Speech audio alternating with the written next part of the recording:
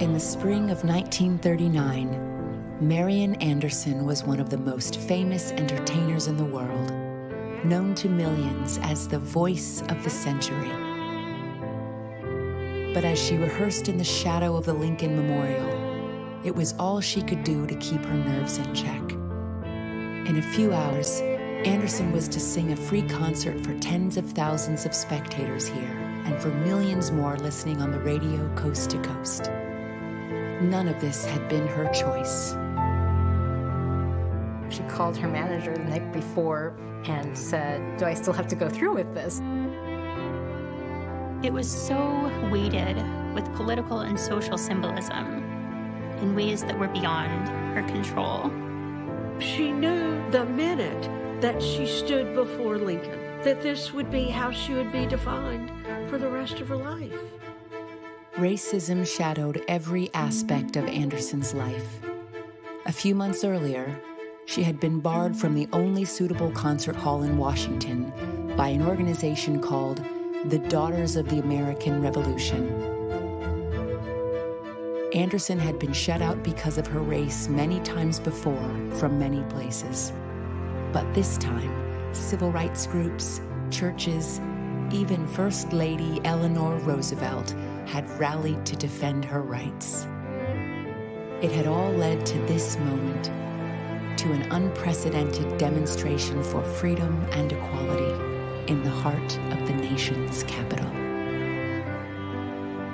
Anderson has an appeal that crosses age and color lines. This woman, whether she wants to be or not, is perfect for highlighting the absurdity of American racial codes. She had worked so hard to be known as an artist, and she knew that this would turn her into a political figure. And that was distinctly not what she wanted for herself. But she also recognized the power of what she could do. She was becoming part of this thing that was so much bigger than herself. The civil rights movement did not begin in 1954 or 1955. The struggle was already in motion. Folks had been fighting, pushing, refining for decades. When we think of the civil rights movement, we go first to a lot of African American men. Marian Anderson is an outlier. She became a political icon in the face of a movement. And that was something she could never step back from.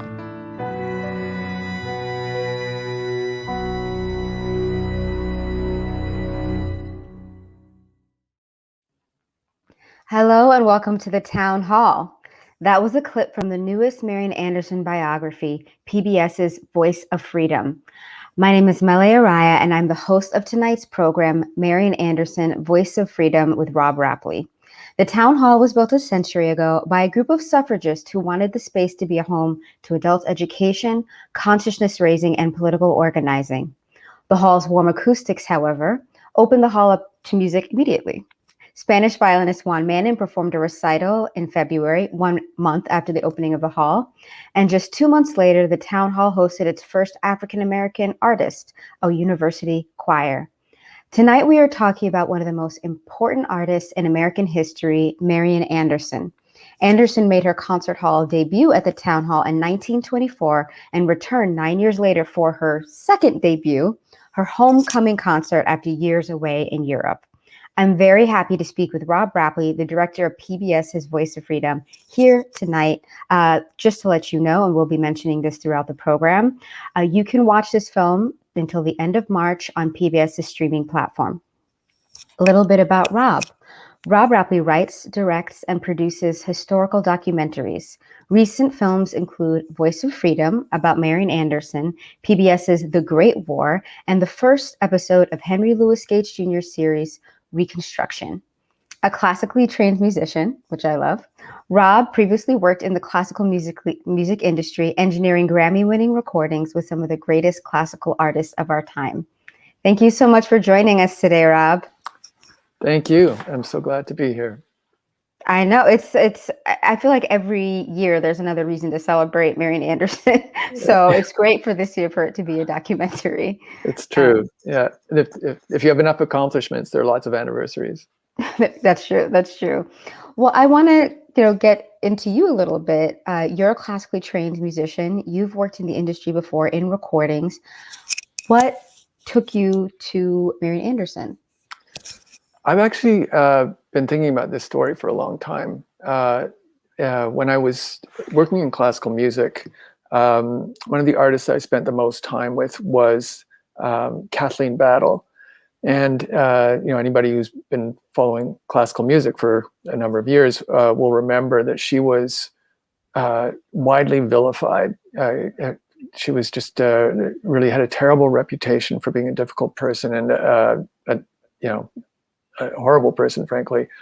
And it's not like we were friends going camping or anything, but she I was in her entourage enough to see her on tours in different environments for weeks at a time.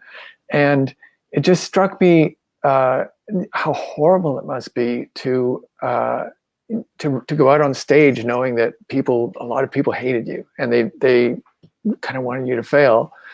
And the fact was, she wasn't that different from anybody, any of the other really big singers that I saw anyway. That she was a diva, of course. She was, she was demanding. She had a right to be, but this was really about race, and that really, really stayed with me. And I sometime after that came across an article by Alex Ross in the New Yorker about Marian Anderson, and he mentioned that Kathleen Battle kind of illustrated the danger of not kind of following the politics of respectability that the rules that Anderson had followed, a couple of generations earlier. That she really got just had a terrible time as a result, and so I became interested in her then, and much later had the opportunity to make a film about her, and it's been, I think, my favorite story ever. Well, the film, which I hope everybody takes the time to watch this month, really focuses on the first half of the century. And of course, she's not really born much more before that, but it's really the story of her and the U.S. In the first half of the 20th century. Was there anything there that also drew you to the subject? Absolutely. It's almost like a dual biography, really, following her on the one hand and the early civil rights movement on the other. We tend to think of the civil rights movement as starting in 1955 or in the mid 50s, and but of course it was always there, and she was there really at the creation almost. That she lived through one of the most difficult periods in African American history, and kind of had this distant relationship with Walter White, who was the head of the NAACP for decades, and they developed kind of an alliance of marriage of convenience in a sense. But he's also a very interesting character. So to some extent, it's much more a biography of Marian Anderson. But we also Walter White kind of drew us into his story as well. Well, one of the things that she's known for, one of her great accomplishments, is popularizing new arrangements of spirituals. Here at the Hall, a lot of our history is, of course, about African-American vocalists who never got, to debut anywhere else, but really had their starts at the Town Hall, including Marian Anderson. But it's also for us important to note the amazing composers, African-American composers who were writing art songs, but as part of their oeuvre was also, they were also arranging spirituals and folk songs into art song. And so she's a great person to think about, along with Paul Robeson, as someone who really pushed these great composers to the forefront. And I'm wondering if you could talk a little bit about her childhood in the church and also her experience of the spirituals. Yeah, she grew up in Philadelphia and was a member of Union Baptist choir there. She joined the choir when she was 6 years old and quickly emerged as a star, star of the church choir. And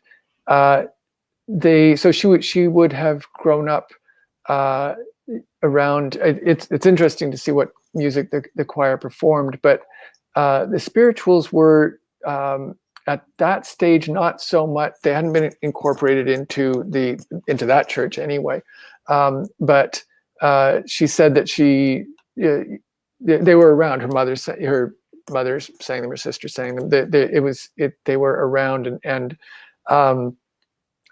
what happened is, she was born in 1897, and so her career started. She's really seriously pursuing her career in the late teens and early 20s, and that's right around the time when composers are starting to arrange spirituals for the first time. And the Harry T. Burleigh is really the first. So he's born right after the Civil War. He's kind of the father of the whole thing. And around 1916, I think it was, right around there, he started arranging. He arranged Deep River, several, and he starts arranging these. And they, not just for choir, but also then for solo vocalist and piano. And they became, in fairly short order, artists like Anderson, like Robeson, as you mentioned. They would kind of add a group of these to their concert programs, and it seems so obvious now, but at that stage it was kind of a statement to white audiences in any case that this music deserved a place, which was very much Burleigh's message. This music deserves a place alongside Bach and Beethoven and all the rest. And as I say, it seems, of course now, but that was a statement in the teens that it's hard to remember how different things were 1 century ago. Something that you really demonstrate well in the film is just how much support she had. That benefactors look also, oftentimes in New York, when we think of benefactors, we think of the rich, the wealthy. We think of the Harlem Renaissance and that kind of benefactor. But it's people in her community who are helping pay for her tutelage, essentially. Yeah, it's amazing. It's people in her community, and it's also musicians who were successful enough by that point that they didn't have to be helping this young woman in Philadelphia. Roland Hayes especially just turns up in everybody's biography. He was just played an instrumental role in so many people's lives, including Anderson's above all. He was really her mentor, and he was already, as I say, a successful concert artist, and didn't need to be doing this. But so early on, Anderson's congregation raised money so that she could go to music school after she'd had to drop out of school after her father died when she was 12. And she seemed to be going nowhere, just for lack of opportunity. And her congregation took up the first of several collections in order to send her to music school. And but there are all these interconnected, the publisher of this black newspaper and this artist and Robeson and they're all kind of looking out for each other. And Anderson's first concert was at the first meeting of the National Association of Negro Musicians, which was kind of an attempt to formalize this web of support. And then when her turn came, when she was making money, she played an instrumental role in her turn in other people's careers, both composers and performers. Something that, once again, your film does so well is chart her success also and her trajectory along with the Great Migration. And as you said before, and as you see in the film, the different waves of the civil rights movement and also the different waves of racist terror. So when you talk about, 1919 being a pivotal year in African-American history, American history, but also in her life as a woman who has made that trip to the Midwest. Can you talk a little bit about 1919? Yeah, 1919, of course, is a watershed in so many ways. Red Summer, as James Weldon Johnson called it. Anderson was having a difficult time. Just kind of, she was making a little name for herself around Philadelphia, but nowhere else really. She wasn't known outside the city. And so in 1919, she receives an invitation from, as I mentioned, the National Association of Negro Musicians, who are having their inaugural meeting in Chicago. Would she like to come and perform? And of course, she was thrilled to. She got on a train, went to Chicago. And so she was there for a few weeks in the middle of the summer. And as she's preparing for the concert, Chicago erupts in just horrific racial violence. A young black teenager is killed at the beach by a white guy, and the police won't arrest the assailant. And it's just a horrible story. And for days, it was one of the worst kind of outbreaks of racial violence in the country's history. And Anderson is in the middle of it, in Chicago. And the concert had to be postponed for a few days and moved to a safer venue in the basement of a YMCA.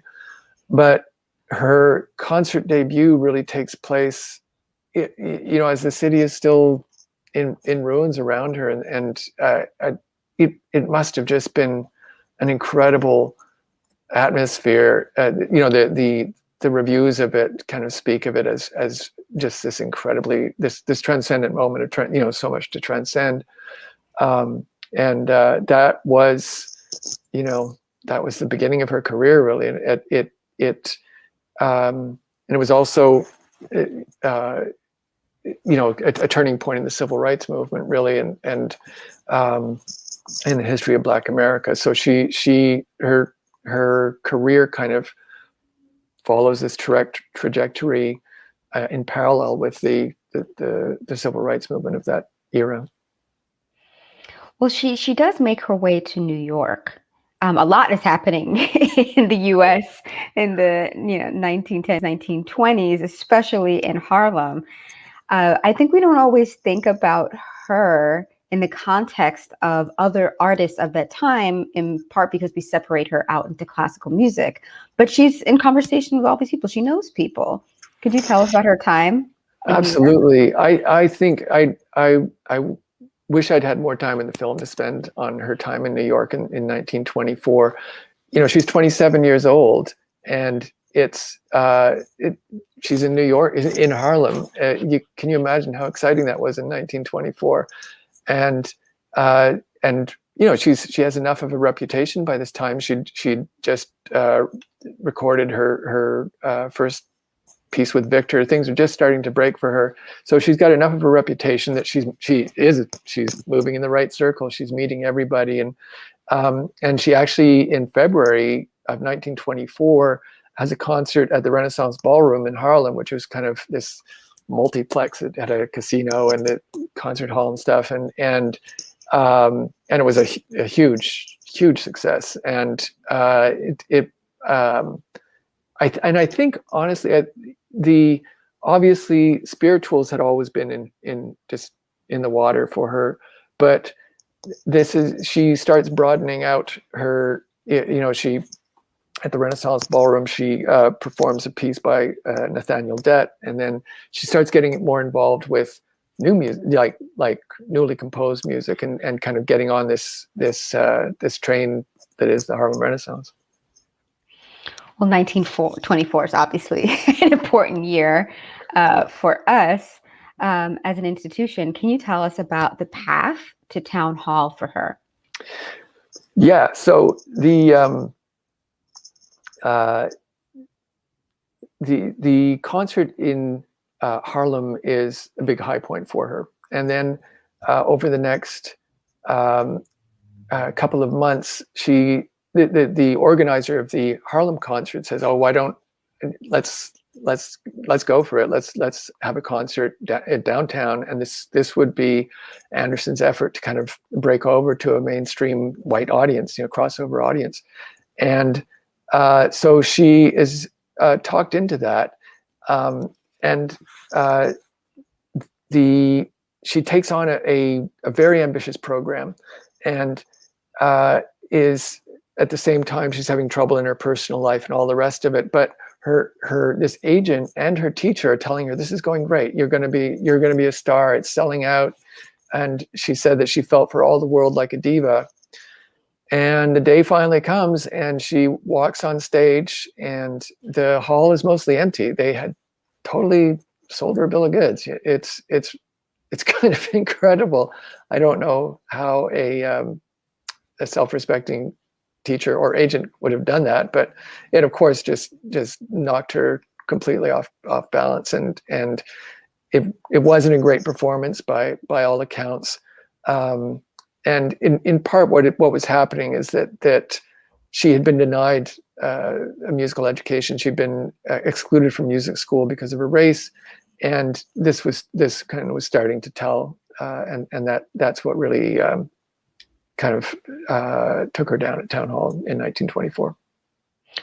Well, it's interesting you bring up the education part, because it seemed as though one issue was her German, right? It's like she couldn't sing well in German, and her voice is made for German. So the reviews, I know that she often said that the reviews were absolutely terrible, but some of them really weren't. This is from the New York Times. I mean, she didn't get like a huge write-up, but for a Times review, this is not bad. Yeah, go ahead. Yeah, I think all of the reviews said, she's got a great voice, but she was used to raves, and so and several of the reviews were, she should spend more time studying, less on the concert stage, and if she doesn't take herself seriously, her studies seriously, she's going to waste that wonderful voice. And so, and since she had been denied that education, it was extremely frustrating. But yeah, her teacher spoke Italian. He didn't speak German. So she learned Italian. She didn't learn a word of German, but she loved singing lieder. So it didn't work out. Well, now how does she get to Europe after this? She had, again, been making a bit of money, and enough that she saved enough to, and she had a little bit of a financial assistance from supporters, enough to go to Europe and live for a while as basically a student, and getting this education that she'd been denied at home.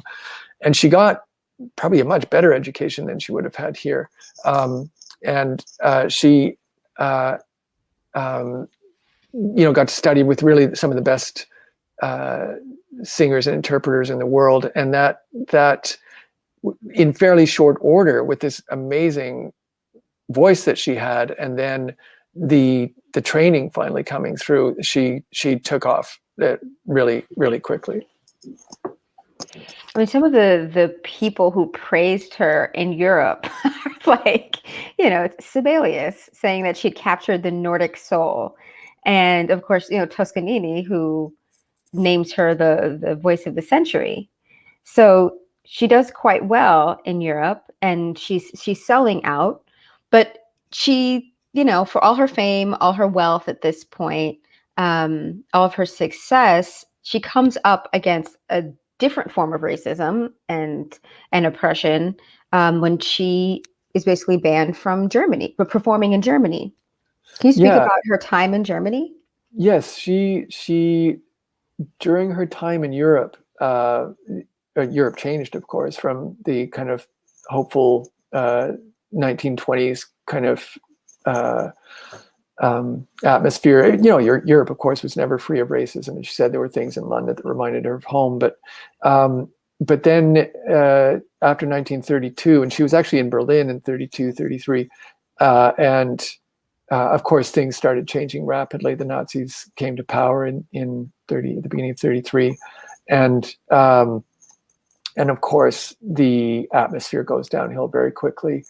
And within a few years, she's banned.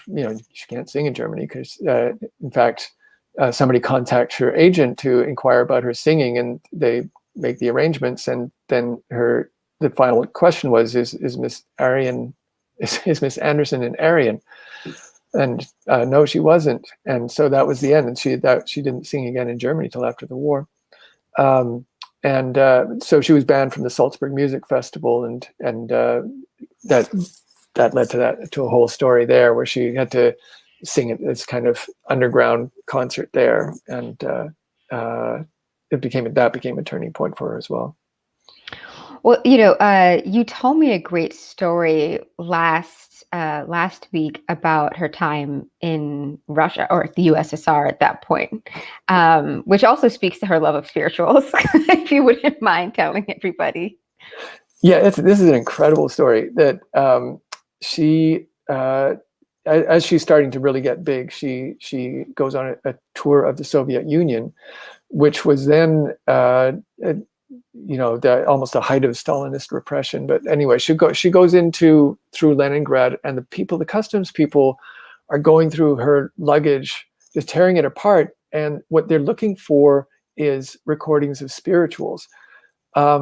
Robeson was also touring Russia at the same time, and what had happened was the state radio had played a recording of a spiritual by Robeson, and as a result, the head of the Russian radio, in the state radio, I don't know if he disappeared, but he was certainly in very serious trouble.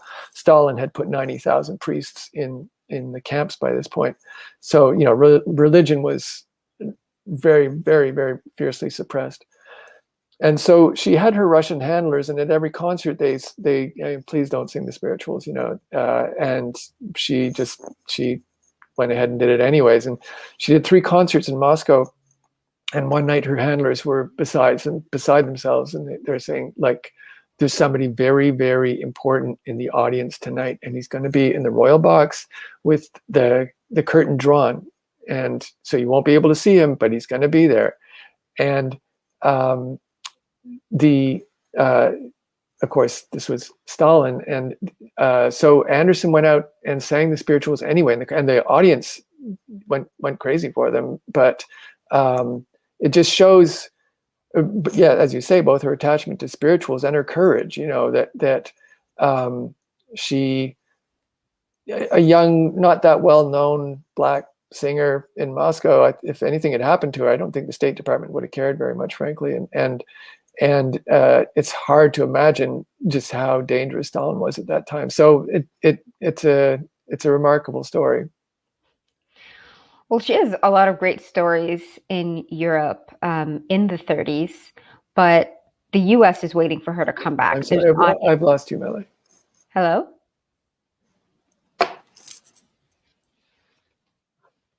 Hello? I'm sorry, I cannot hear you. Hello?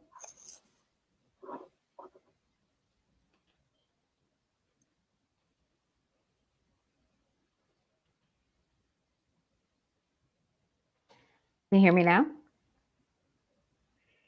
Well, let's throw to a video while we're here. Let's go and listen to Deep River by Marian Anderson. Here, in the quiet privacy of her studio, they'll carefully select the repertoire for the tour. And then every number, whether new or sung many times before, will be rehearsed painstakingly.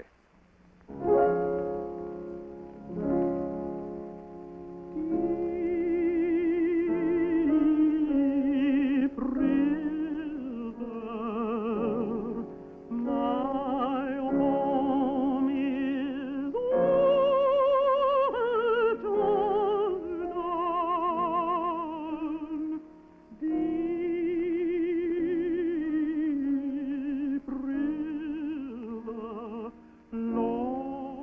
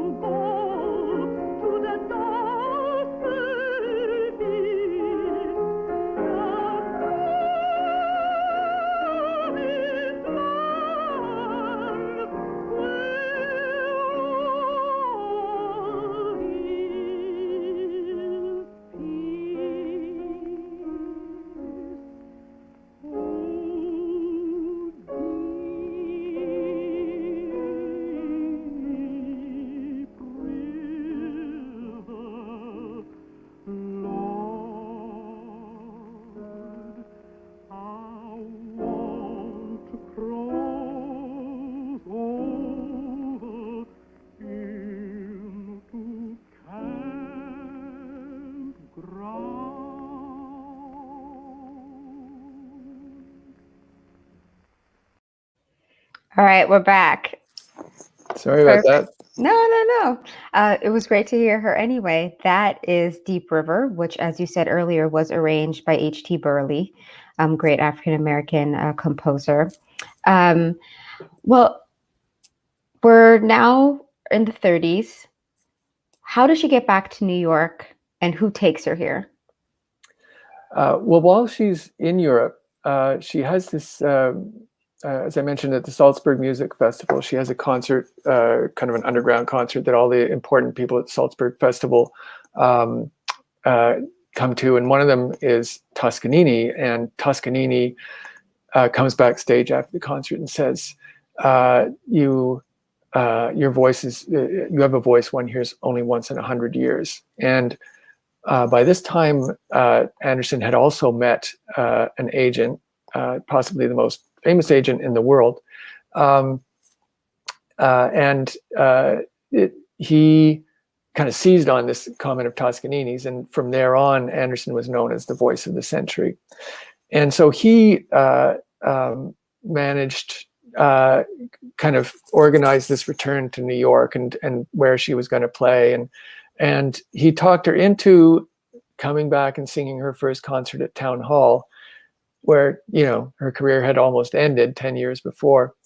And she was a little hesitant about it. And the situation wasn't improved any by the fact that she broke her leg on the ship on the way back. And so normally, instead of like the curtain opening and she walks over to the piano, they kind of wheeled her out to the piano, propped her up in the crook of the piano, and then opened the concert there. And her cast was hidden in her fancy dress, whatever. But that was a huge success. The papers were just falling over themselves, saying this is, you know, one of the great singers of our time has come home, and it's time for America to acclaim this girl.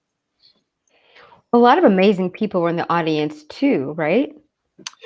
In Town Hall here, or in Salzburg? In Town Hall. Yeah. I'll confess, I don't know who. I think Toscanini actually was there. Oh, he was? Okay, yeah. Yeah. But, you know, Saul Hurok is such an incredible figure. I mean, I don't know of many other sort of managers, you know, that have their own biopic. Like, there's a movie, like, you know, a Hollywood film about Saul Hurok. Yeah. Not just a memoir, a whole film. Yeah, he's, I mean, he knew how to promote, right? So he promoted himself as well. He'd actually grown up in New York on the Lower East Side, poor, and had experienced enough anti-Semitism there that it kind of colored his life. And he and Anderson kind of formed a really close relationship that endured for the rest of her career. Well, as you said, the reviews when she came back were just incredible. That's right. Yeah. This is New York Times before saying, "Oh, she's got a great voice," to, you know, she's one of the best artists we have, period, in this country. So it's quite a change. But in the 30s, after this, she really is the most respected singer in the country, if not the world, and extremely well paid. Yeah, she was making a lot of money.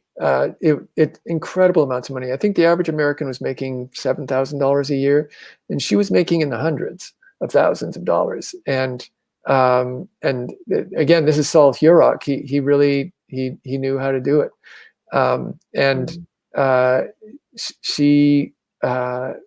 She just was kind of occupied almost a unique place in popular culture. And we forget how central classical music was to culture then, much more than it is now, that there are no classical artists that occupy that kind of place anymore. Yeah. I mean, yeah, this is this is how he booked her.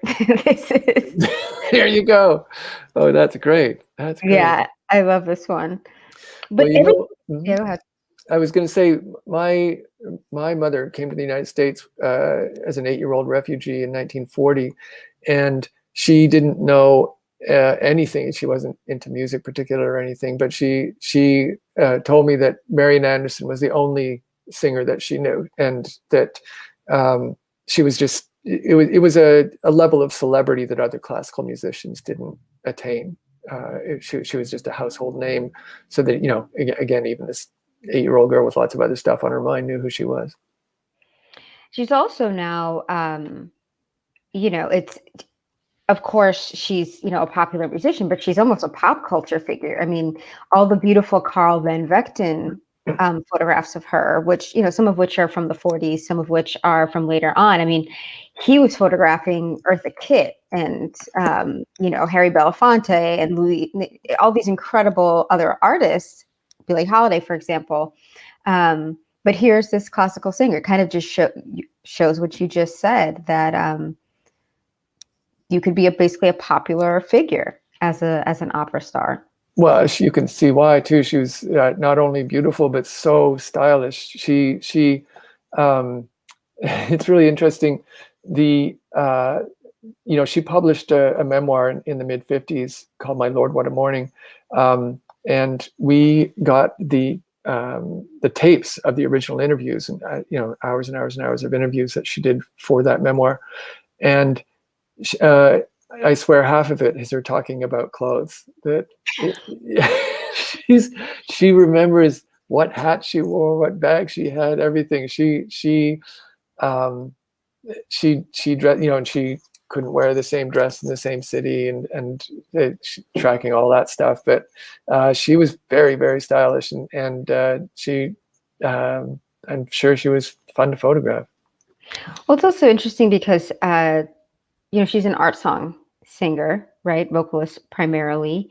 And sometimes I think about the generation that came after her, or generation that maybe 2 generations later, the Black opera singers who came up, or Black classical singers who came up in the 40s, and how different it was for them, even though they couldn't play the Met or there were still halls around the world that were opening up to them, or I should say opera companies. But this is a woman who in another generation would have been a huge opera star and who would have been in costume. Like, there's just so few photos of her in costume, you know, as opposed to other singers of her power who just came after her because they could actually be in operas. Yeah, she said that was what she always wanted to do, and she had a chance actually when on that same trip to the Soviet Union. Stanislavski offered her a role in Carmen, the role in Carmen, and it's a little hard to picture Marian Anderson, you know, being Carmen, but still,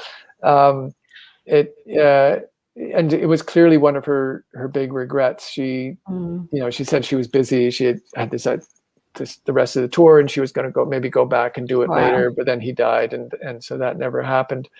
But yeah, I think she really it was a dream for her that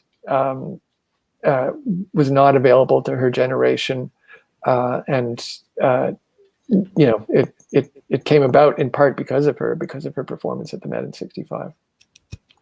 Well, on the way to the Met is, of course, the concert or the event that is kind of the centerpiece of your film, and also very much how we think about her in history. It's like the 2 major events. It's the Lincoln Memorial, and it's the opening of the Met, or opening up the Met to African American soloists.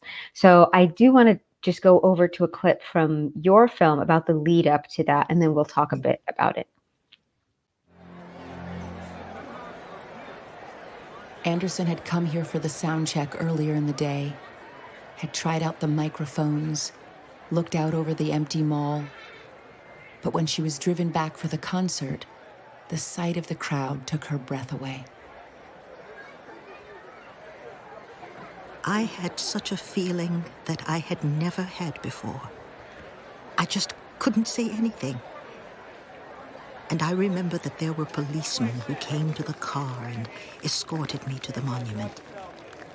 We went into a little room behind there. You know, she'd sung to 3,000, 4,000, you know, maybe 5,000.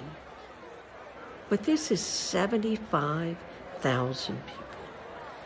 And they've been standing outside for hours. Anderson would be surrounded on stage by 200 public figures who had signed up as co-sponsors of the event, ranging from Supreme Court Justice Hugo Black to movie star Tallulah Bankhead.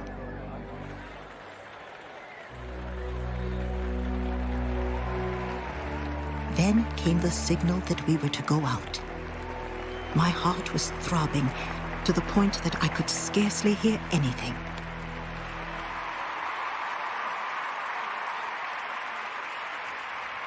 She steps down those stairs and she lifts her head up and she begins to look out on the sea of people.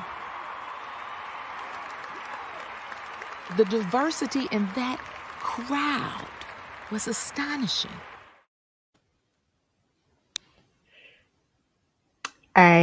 First of all, some of the talking heads that you've chosen are just so spectacular, and having Angela Brown, the opera star. She was so great. She's just a wonderful person. But what your film kind of clarifies, or rather gets kind of a little bit more into the muck of, is the lead up to this. And I was thinking earlier today that, one of the misconceptions, at least something that we're taught as children about Rosa Parks, was that she just decided that, that day, that there was no planning, that she was just tired that day. But of course there was planning, right. that act of civil disobedience. And it made me think today of, in your documentary, that Howard had actually chosen to push back against, or to test this process with the DAR and the Constitution Hall, to test if they would still hold on to segregation. Whereas I had earlier just thought that they were booking a concert. Yeah, because this situation, Constitution Hall was really the only viable concert hall in Washington. So this situation had existed for years. Anderson had come through Washington several years. She'd come home in 1935 and had come through Washington every time. And she sang at the Rialto Theater, I believe, one time. She sang at a high school one time because she couldn't sing in Constitution Hall. And so, yes, she had agreed to sing this benefit for Howard University on Easter Sunday. And they decided to test Constitution Hall again. And so it was both a matter of choosing Anderson because she was so well respected and kind of so non-controversial, that she was the ideal candidate in a way, but also times were changing, that America was just starting to redefine itself in opposition to Nazism and what was going on overseas. So that made a very, very potent weapon, of course, for anybody advocating change, to say, look,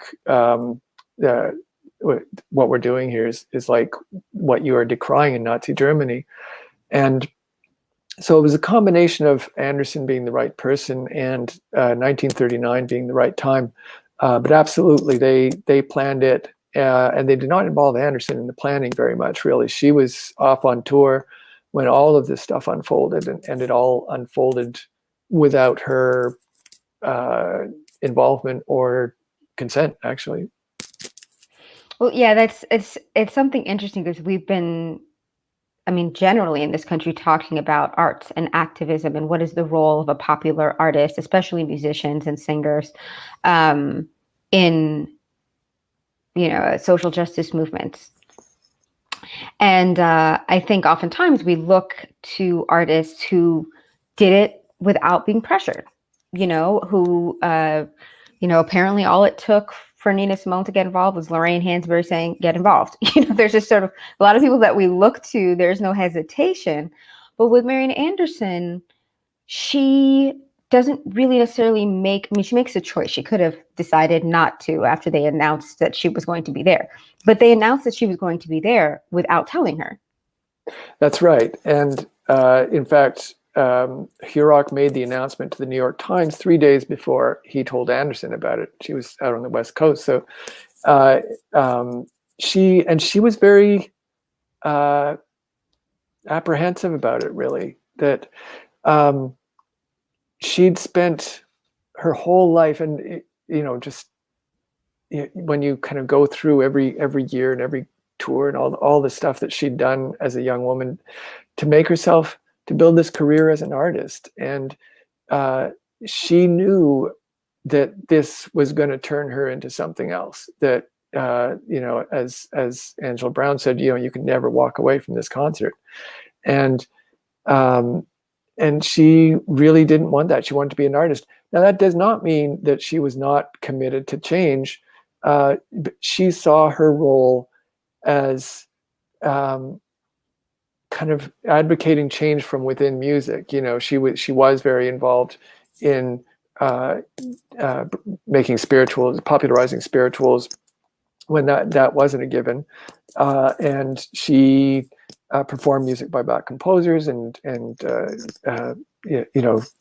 encouraged other performers in various ways. And that was her form of activism. And she was really being enlisted in something that was not, it wasn't about her, and as Adrian Lent Smith said, anybody would be kind of reluctant about not being the protagonist in their own life. That's a beautiful way that she put that. Yeah. I mean, another part of this story that I think you highlight really well is that it's Walter White is a driving force behind this. You know? And at that point, the NAACP is really, it's trying court cases. It's doing things through it's all public institutions that are being tried, and here there's this private organization, DAR. He has to come up with a new strategy. That's right. They're kind of, he's to give him credit, he's fast enough on his feet to adapt to this. This gets kind of thrown in his lap. Howard University calls him up and says, this thing's going on and we'd like your help. And he, as you say, the NAACP at that time was really focused. They had a lot of things going on, but the main focus was the courtroom strategy that would ultimately lead to Brown versus Board. They just had a big victory in 1938 with the Gaines case. And they were lobbying Congress and stuff, but they weren't really kind of in the streets the way we think of the movement being 15 years later. And so they really are kind of improvising. Charles Hamilton Houston, forms the Marian Anderson Concert Committee, I think it is, which is basically a vehicle for activists to protest this concert. And Walter White calls Eleanor Roosevelt, and he from the outset was saying, "Come on, why don't you resign? You're a member. You resign from the DAR, and that will put it on the front pages because we're having a hard time getting a lot of attention here." And so they're improvising, getting famous artists to write letters denouncing the DAR, and so the NAACP and Walter White, they are very quick on their feet, and what the concert will do, really, in the end, it proves the viability of a different approach. The concert itself is it's enormous, unprecedented success. We are accustomed to huge audiences at outdoor concerts now, but that was almost unheard of, and certainly to have an integrated crowd of that size was really, really something. And it stayed on the pages of the papers for 6 weeks, and to a surprising extent, even in places where you wouldn't expect it, in the South and so on, that even places that favored segregation, they still thought that Anderson had a right to sing. It's kind of, whatever the weird kind of juxtapositions of concerns that people have. But anyway, the NAACP, it was a powerful lesson for them, and it really kind of heralded a different direction for the organization, for the movement. Well, it's also, DC is segregated at this time. Like, this is a very segregated city, which I think we because of what DC became after, it's like, no, DC was a very segregated city. And even actually Toni Morrison talks and writes about her time at Howard, being so shocked by the segregation in DC. Absolutely.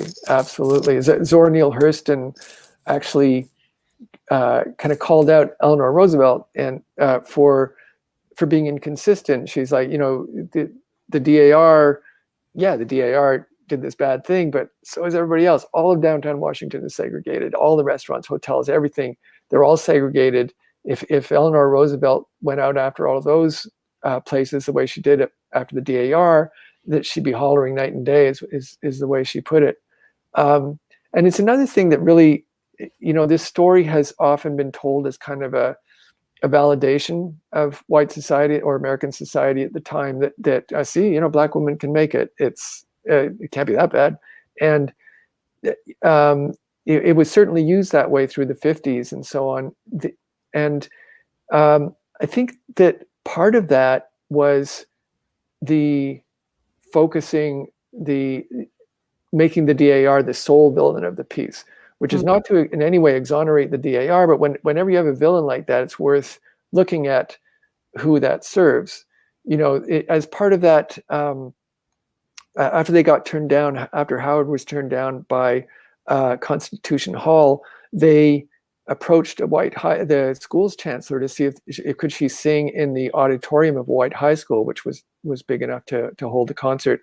And the Washington School Board and the school's chancellor said no. Now, that was a public institution saying the same thing as the DAR had, but nobody remembers. This guy's name now escapes me as well, but there's a big new school in Washington named after this guy, and but he did the same thing that the DAR did, and as you point out, everybody in Washington was doing the same thing. So having that villain allows people to say, oh, look, they're the bad ones, that and we punish them, and so we've dealt with that now. It's okay. Well, I mean, we talked about this as well, that everyone is complicated. And Marian Anderson is complicated too. If you want to talk about consistency, she helps in some way desegregate DC or start the ball rolling on desegregating DC, but she continues to perform in segregated halls. Mm-hmm. And it's funny because one reason obviously stated is that this is doing the work. It's doing its own kind of work in terms of racial justice or racial harmony.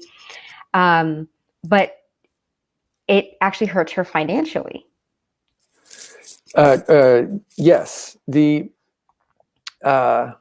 gets very difficult for her. I think as it, by the early 50s, she's in her mid 50s, and a younger generation is coming up and that hadn't been formed in Red Summer and in the awful climate of early 20th century America, and they have different horizons than she does. They can imagine different possibilities, and then their elders, and like every generation, they find their elders wanting, and so Anderson is still singing in segregated venues, as you point out, and the NAACP is trying to enlist entertainers, saying, if we're going to battle segregation, you can't be singing in segregated venues. You're condoning this, and so they ask a bunch of Black entertainers, including Marian Anderson,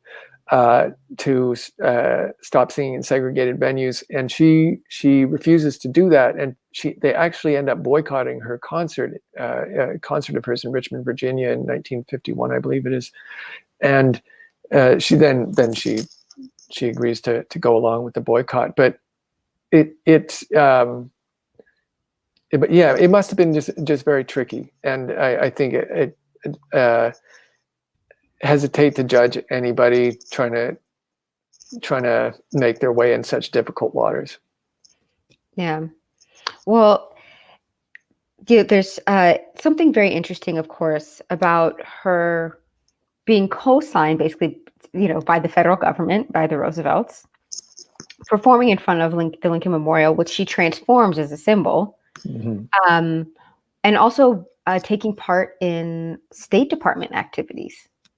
So I want to just go over to a clip at Town Hall that we can talk about. So let's throw to Marian Anderson at Town Hall.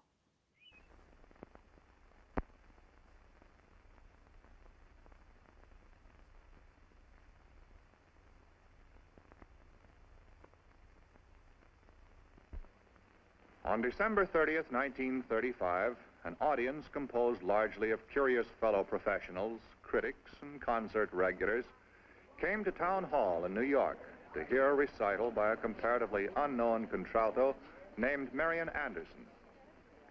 Waiting for the artist's usual entrance, a walk across the stage, they saw the curtains part, revealing the singer leaning slightly against the piano. There was a polite ripple of applause.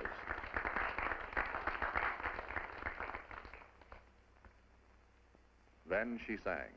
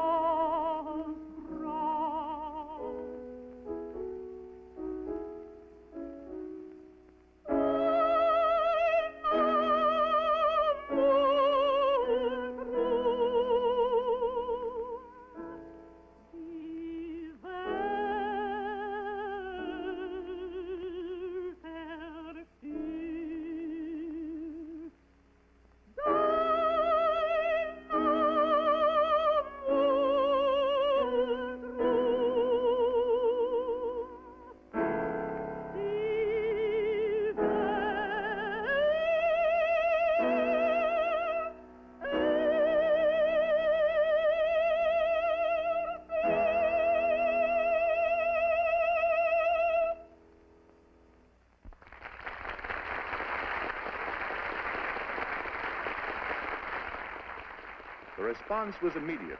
It grew with each number. It climaxed when the audience learned after the first half of the concert that the singer had broken her foot 2 days before while returning to her native land from Europe, but had refused to cancel the engagement. Had they known the reasons why, their admiration might have been even greater. The journey to Town Hall had been a long one for Marian Anderson, longer than the distance between continents. That's That's I love that.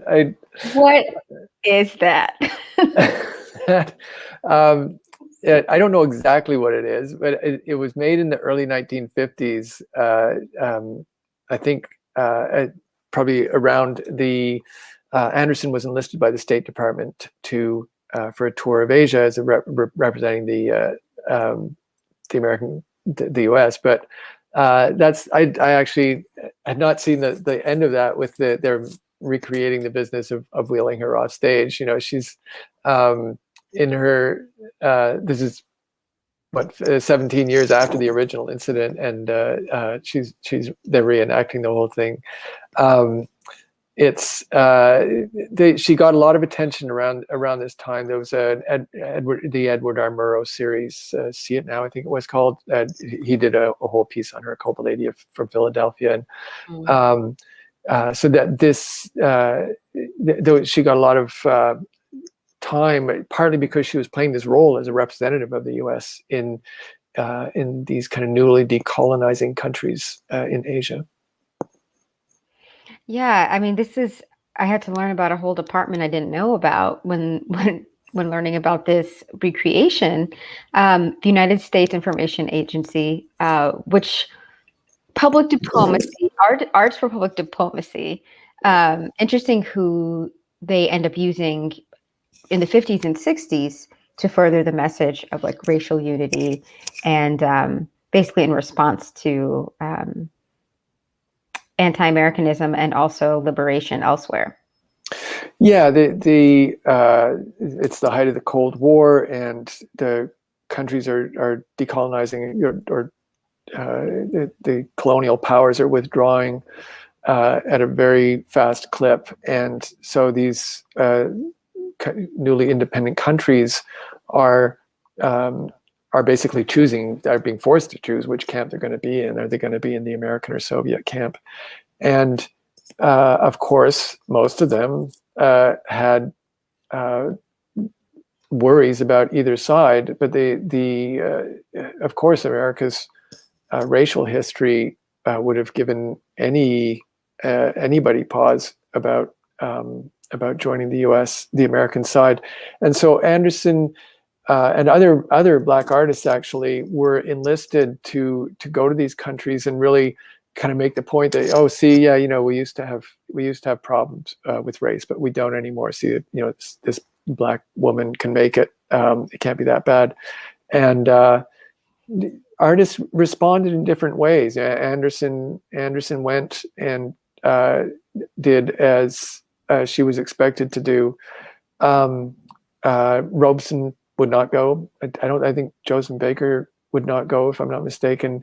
I think Louis Armstrong didn't, but they were also being asked to do different tours. But it's a different thing going to South Asia or Africa, but so it put all these people in it, and again, it's just by virtue of the fact that you're a successful artist, you have to kind of answer all these really difficult questions, make all these really difficult decisions. And I think history teaches us to be humble, that we just be thankful that we don't have to make those decisions. Well, yeah, it's an interesting situation to be in, I'm sure, to be so popular across the world that your country wants to exhibit you or to, put forward the idea of you as an ambassador. And then, of course, you do have difficulty at home.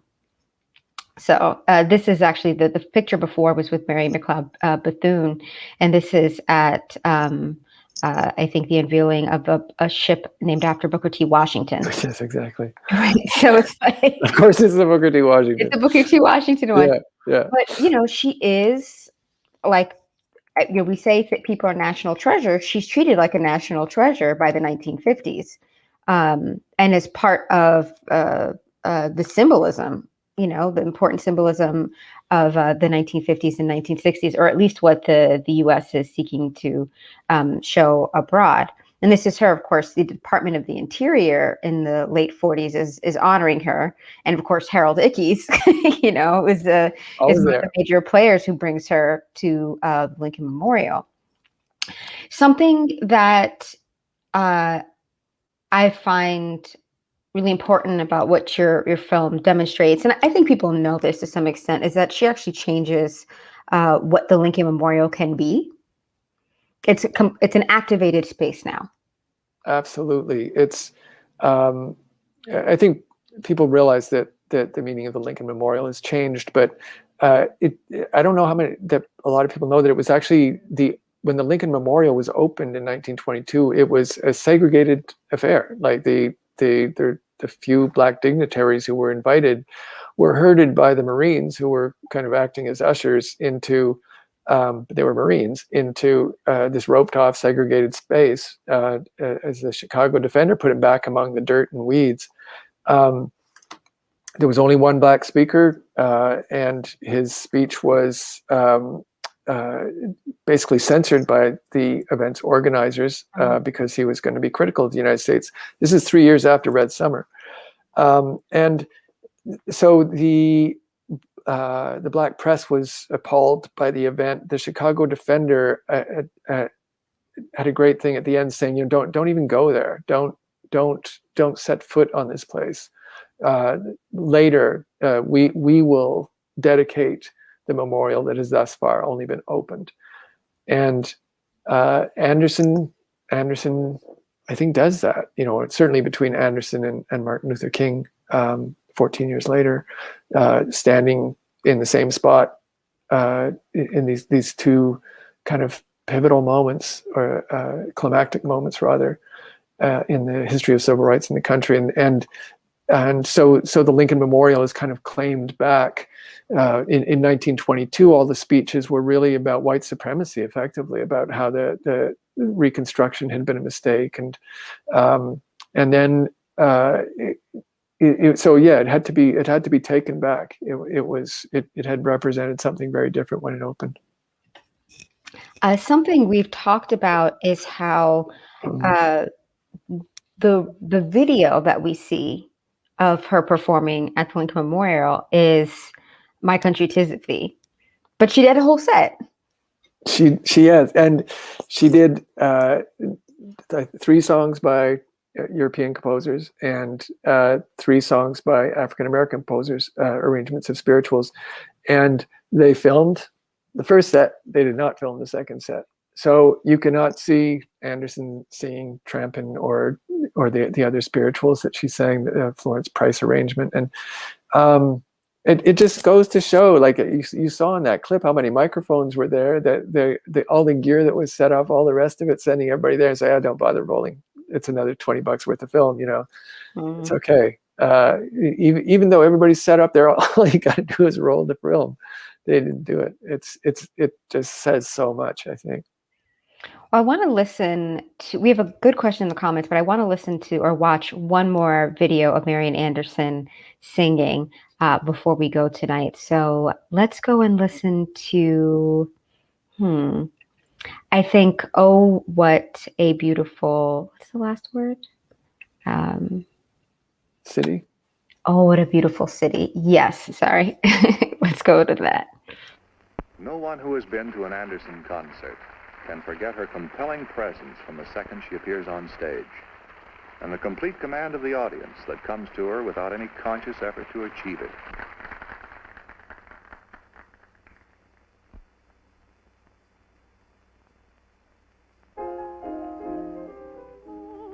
Beautiful city, oh, beautiful city, oh, what a beautiful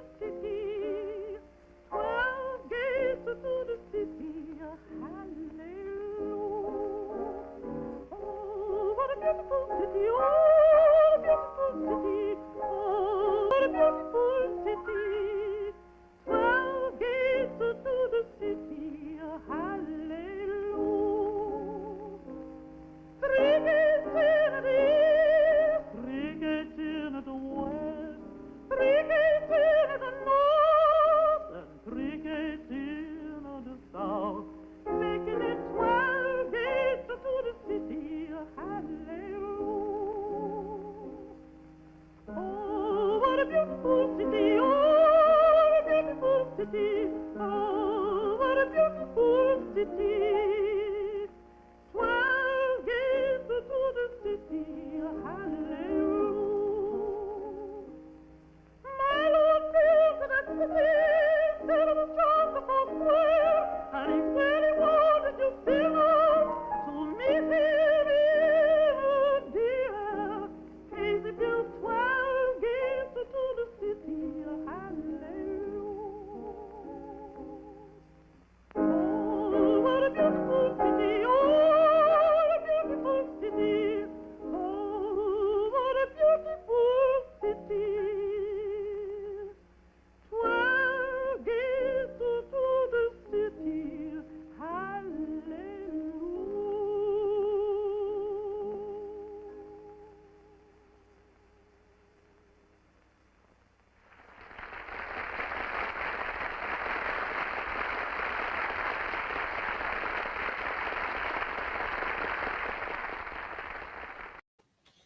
So good. Oh, it's so beautiful.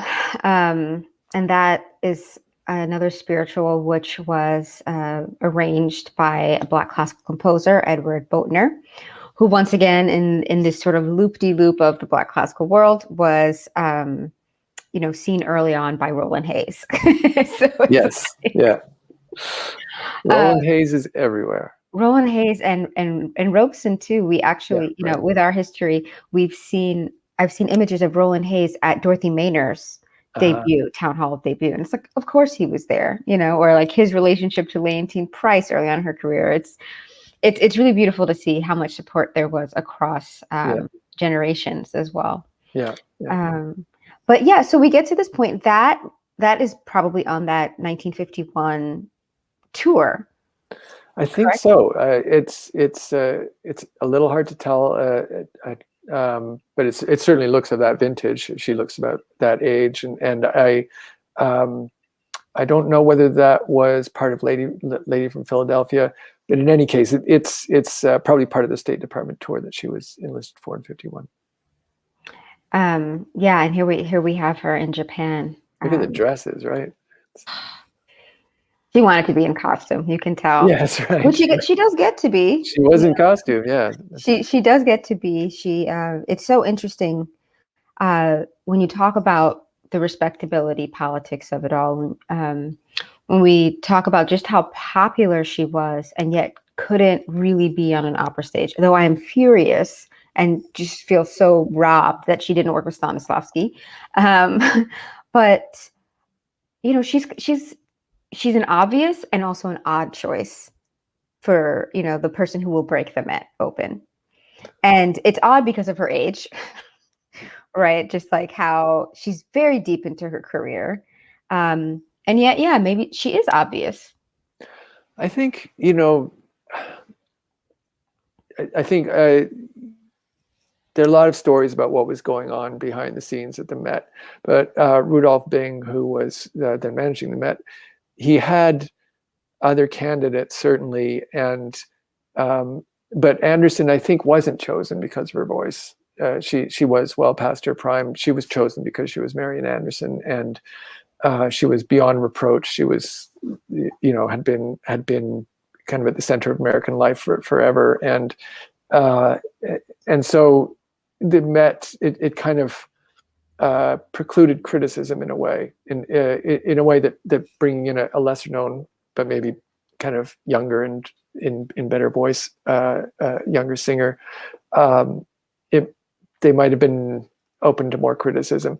But as soon as Anderson had broken the bar, then other people started being brought in at a better clip. Things did start to change then.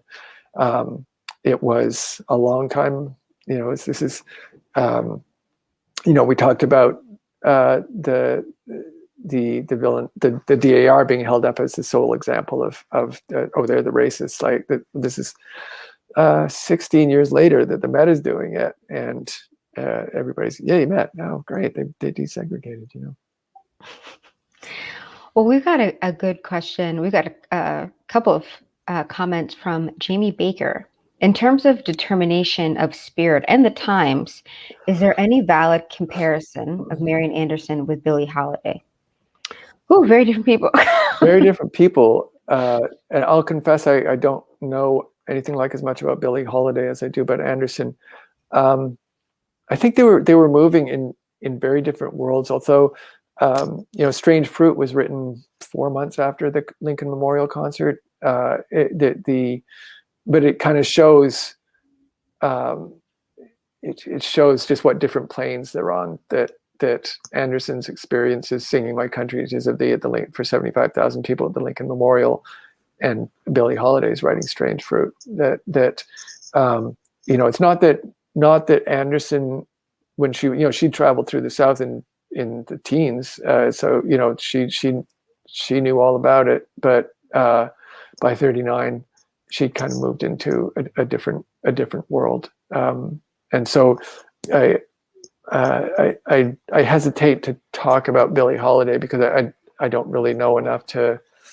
I wouldn't want to kind of speak beyond my expertise, but just to say that they were very different people in different situations. Yeah, they do have Philadelphia in common. They do have Philadelphia in common, yes. And another person who has a Philly history, of course, is Nina Simone. Right. And what they have in common is the big rejection. Mm-hmm. Big rejection from a Philadelphia classical institution, and they go completely different ways. Right. Nina Simone and Marian Anderson, of course.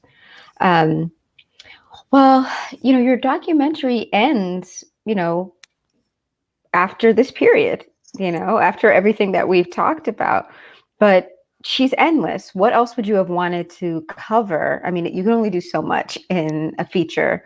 What else would you have wanted to cover about her? It's not so much stuff that happened after 65, after the Met, after she sang at the March on Washington, and that was kind of the pinnacle, or the capstone rather.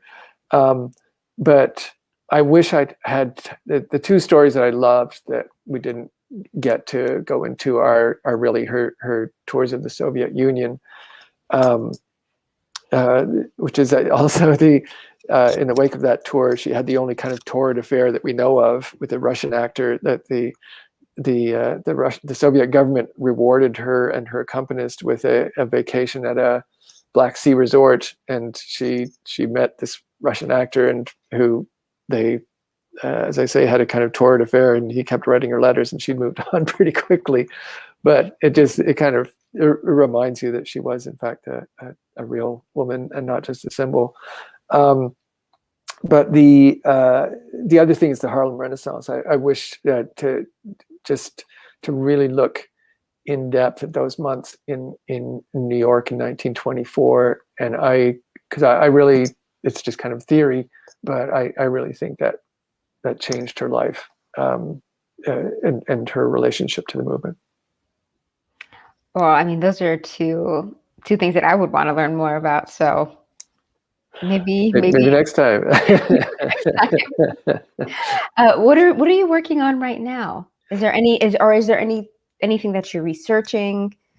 Just starting to research a story, a very different story, about really the building of Los Angeles, actually, the building the water supply to Los Angeles. And so, in the wake of everything that happened last year, it's a story of kind of our, hubris and our relationship to nature and just the way we approached building this country. Oh, that sounds fascinating. You like to pick really simple, super funny, yeah, light, basically sitcoms, yeah. Well, I'm excited for that, and to everybody watching, please, before the end of the month, get over to the PBS streaming platform and watch Voice of Freedom. I think it's so important. It's a great way to start off Women's History Month, which is what we did here with a program about Marian Anderson. But Rob, I can't thank you enough for spending this time with us. Thank you for your film. It's been really illuminating. Well, it's been a real pleasure. I love talking about it, and it's very nice to speak with you. All right. Well, thank you so much to everybody who was here today. Thank you to the team at the Town Hall who makes this program possible. Alex and Jeff, thank you so much. We do this together as a team. And so I've got to thank the entire Town Hall staff and our board for their support. If you'd like to support the Town Hall and programs like these, please visit thetownhall.org/donate. We have another GAPE program on classical music in women in classical music, actually, in 2 weeks on Tuesday, March 16th.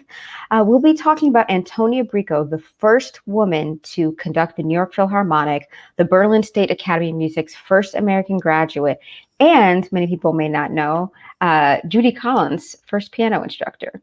Antonia Bricco is an incredible woman with an incredible story, and we will be joined by Jill Godmillow, director of the 1974 documentary Antonia, A Portrait of the Woman. So please come back in 2 weeks to keep on with us in our exploration of women in classical music. I want to send you out, reminding you to watch this film with a trailer that PBS has, WGH has sent over to us. So please watch and then get on your streaming platform and watch this film. Thank you so much for joining us. On American Experience.